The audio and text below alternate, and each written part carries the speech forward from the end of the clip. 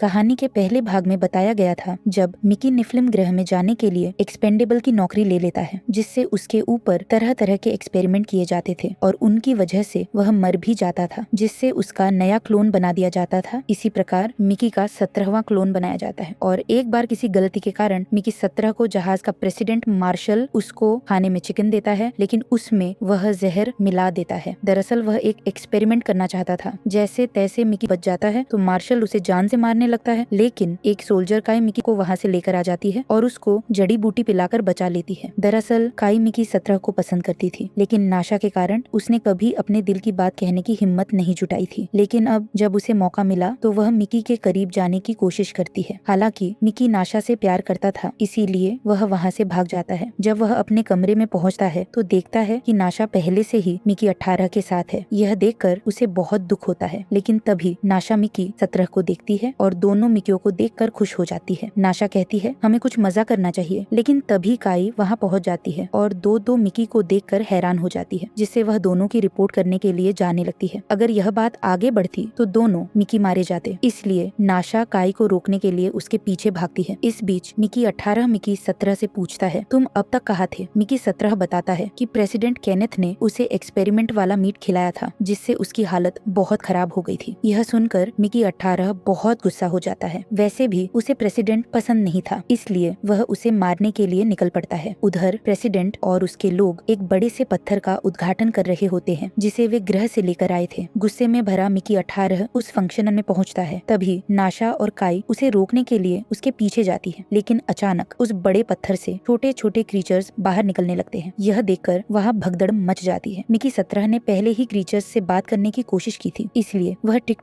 टुक जैसी आवाजें निकालकर उनसे बातचीत करने लगता है और एक छोटे क्रीचर जिसका नाम जोको था उसको पकड़ लेता है। तभी मिकी 18 भी वहाँ पहुँचता है और प्रेसिडेंट को मारने ही वाला होता है, लेकिन नाशा उसे रोक लेती है। उसी वक्त एक दूसरा क्रीचर पत्थर से बाहर आता है और प्रेसिडेंट पर हमला कर देता है, लेकिन यहाँ के लोग मिलकर उस छोटे क्रीचर को मार देते हैं, जबकि जोको को लैब में ले जाया जाता है। अब प्रेसिडेंट देखता है कि वहाँ 2 मिकी मौजूद हैं, इसलिए वह दोनों को नाशा के साथ गिरफ्तार करवा देता है। अब एक क्रीचर को मार दिया गया था और दूसरा जोको उनकी कैद में था, इसलिए बहुत सारे क्रीचर्स उनके जहाज के बाहर इकट्ठा होने लगते हैं। इस बीच मिकी 17, मिकी 18 और नाशा जेल में होते हैं। तभी टिम मिकी 17 से कहता है जिस माफिया से हमने लोन लिया था उसने लीगल डॉक्यूमेंट भेजा है। वह कह रहा है कि हम दोनों में से किसी एक के टुकड़े करके उसे वीडियो भेजना होगा, वरना उसके आदमी जो पहले से इस जहाज में मौजूद है मुझे मार डालेंगे। प्लीज मेरी मदद करो और तुम मर जाओ। मिकी 17 पहले तो मना कर देता है, लेकिन टिम उसे समझाने लगता है तुम तो एक्सपेंडेबल हो, तुम्हें वापस क्लोन कर दिया जाएगा। मिकी 17 जो भोला भाला होता है टिम के मगरमच्छ के आंसू देखकर मान जाता है। वैसे भी मिकी 18 पहले से वहाँ था। फिर टिम उसे बिजली का झटका देकर बेहोश कर देता है और जेल से बाहर निकालता है। इसके बाद वह एक चैनसॉ उठाकर मिकी 17 के टुकड़े करने ही वाला होता है कि तभी मिकी 18 बातों बातों में उसे फंसा लेता है। वह टिम से कहता है तुम मुझे ही मार लो, क्योंकि असल में मैं ही तुम्हें मारना चाहता था। टिम उसकी बातों में आ जाता है और जैसे ही वह उसके पास जाता है मिकी 18 और नाशा अचानक हमला कर देते हैं और टिम व उसके लोगों को हरा देते हैं। अब नाशा टिम को मारने के लिए तैयार हो जाती है और उसे टुकड़ों में काटने ही वाली होती है, लेकिन मिकी 17 उसे रोक लेता है, इसीलिए नाशा उसे छोड़ देती है। इसी दौरान सिक्योरिटी गार्ड्स आ जाते हैं और तीनों को पकड़कर मार्शल के पास ले जाते हैं, जो अब छोटे क्रीचर जोको को मारने वाला था। रास्ते में मेडिकल स्टाफ की एक लड़की मिकी 17 से पूछती है कल तुम इन क्रीचर्स से बात कर रहे थे कैसे। मिकी 17 जवाब देता है ये क्रीचर्स इंसानों से कम्युनिकेट कर सकते हैं। फिर वह मेडिकल स्टाफ की लड़की मिकी 17 को बताती है हमने एक दिन की टेस्टिंग के बाद यह पता लगाया है कि ये क्रीचर बहुत ही एडवांस और इंटेलिजेंट है। हमने इनके साथ बात करने के लिए एक डिवाइस भी बनाया है। अब सुबह का समय हो गया था और शिप के चारों ओर हजारों क्रीचर्स इकट्ठा हो गए थे, मानो वे किसी चीज का इंतजार कर रहे हों। प्रेसिडेंट को यह देखकर लगने लगा कि अब वॉर का समय आ चुका है। इस बीच मिकी 17, मिकी 18 और नाशा को मार्शल के सामने लाया जाता है। नाशा गुस्से में मार्शल पर चिल्लाने लगती है और कहती है तुम अपने ही लोगों को किस तरह ट्रीट कर रहे हो, ऊपर से बिना सोचे समझे वॉर की बात कर रहे हो। ये क्रीचर लड़ने के लिए नहीं आए हैं, वे बस अपना छोटा क्रीचर वापस चाहते हैं। अगर हम उसे लौटा दें तो वे खुद ही चले जाएंगे। लेकिन मार्शल इस बात को मानने से इनकार कर देता है। तभी मेडिकल स्टाफ की लड़की कहती है ये क्रीचर इंसानों से कम्युनिकेट कर सकते हैं और हमने उनके लिए एक ट्रांसलेटर भी बनाया है। ये बहुत इंटेलिजेंट है, हमें इन्हें मारना नहीं चाहिए। मार्शल यह सुनकर गुस्से में उस पर हंसने लगता है और मजाक उड़ाते हुए कहता है ओह तो अब मैं इनसे बात करूं। ई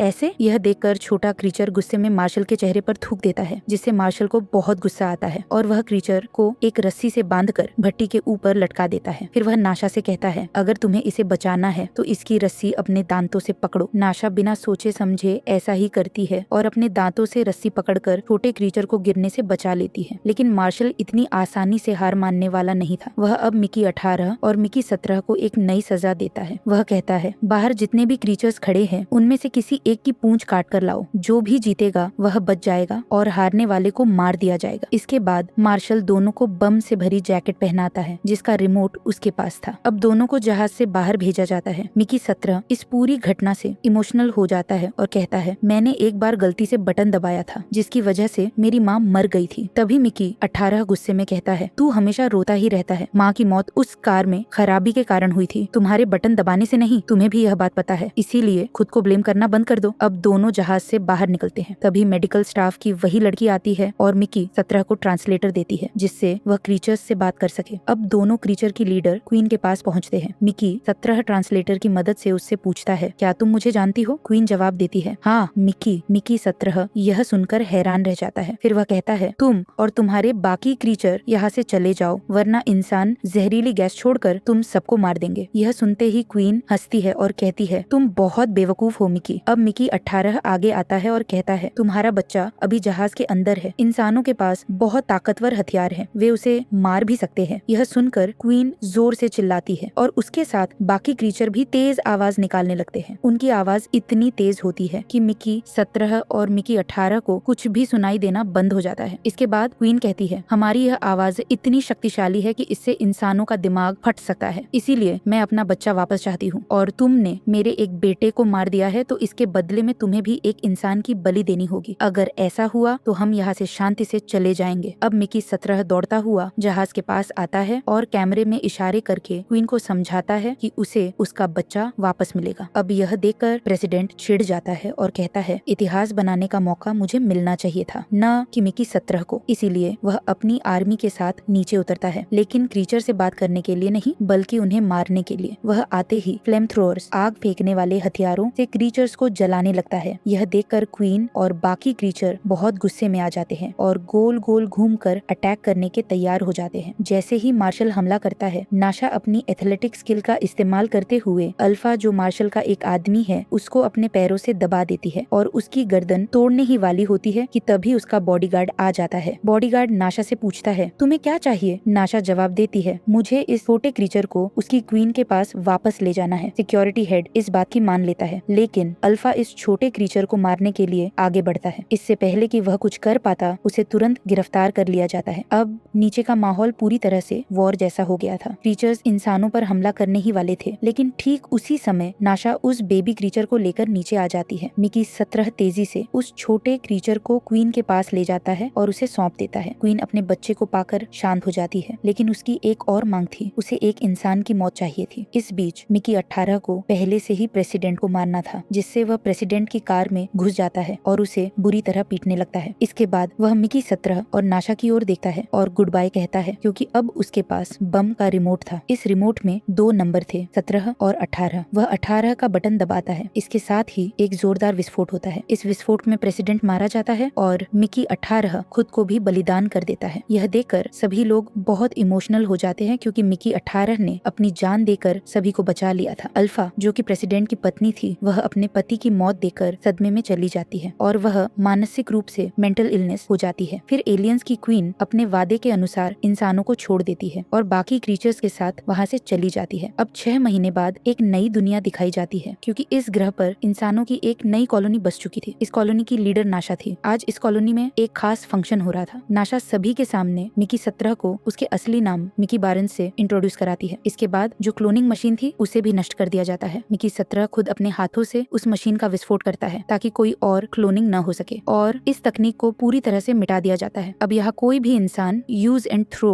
मतलब उपयोग करो और फेंको वाला कर्मचारी नहीं रहेगा। सभी लोग इस बात से बहुत खुश होते हैं और इस तरह इंसानों की एक नई सिविलाइजेशन इस ग्रह पर बस जाती है। इस कहानी ने कई गहरी बातें बताने की कोशिश की है। पूंजीपति, बिलियनियर्स और राजनेता, पॉलिटिशियंस जब पृथ्वी को बर्बाद कर देते हैं, तो वे अंतरिक्ष में नई कॉलोनी बसाने की सोचते हैं, लेकिन वहाँ भी आम इंसानों के साथ असमान असमानता, भेदभाव होता है। वहाँ भी पैसे और पोजीशन के आधार पर लोगों को ट्रीट किया जाता है। सभी नियम सिर्फ गरीबों के लिए होते हैं, जबकि अमीर लोग अपने ऐशो आराम में रहते हैं। मिकी एक एक्सपेंडेबल, उपयोग करने योग्य और फेंकने योग्य कर्मचारी था। वह कई बार दर्दनाक मौत मर चुका था, लेकिन उसे कोई पैसे नहीं दिए गए थे। उसे सिर्फ इसलिए जिंदा रखा गया था क्योंकि वह जहाज में रहने के लिए काम करता था। उसे बार बार लगता था कि वह किसी पाप का पश्चाताप कर रहा है। यहाँ का माहौल उसके लिए नरक से भी बदतर था। जब डिनर के दौरान प्रेसिडेंट मिकी को गोली मारने वाला था, लेकिन उसकी पत्नी ने उसे रोक दिया क्योंकि उसका गलीचा गंदा हो सकता था। इसका मतलब यह था कि इंसान की कीमत एक गलीचे से भी कम थी। जब जेनिफर मरती है तो प्रेसिडेंट को इस बात से गुस्सा आता है कि एक फर्टाइल वुमन, प्रजनन करने वाली महिला, मर गई। यानी महिलाओं को सिर्फ बच्चे पैदा करने की मशीन समझा जाता था। इस कहानी का मेन उद्देश्य वर्ग संघर्ष, क्लासिज्म और पूंजीवाद, कैपिटलिज्म के खिलाफ है। वर्किंग क्लास को हमेशा नीचा दिखाया जाता है। उन्हें सिर्फ यूज एंड थ्रो, उपयोग करो और छोड़ दो, कर्मचारी की तरह ट्रीट किया जाता है। अमीर लोग सिर्फ अपने फायदे के लिए नई दुनिया बसाने की सोचते हैं। आपको यह कहानी कैसी लगी? अगर आपको यह कहानी पसंद आई तो कमेंट में अपनी राय बताएं और वीडियो को लाइक करें। मिलते हैं अगले वीडियो में।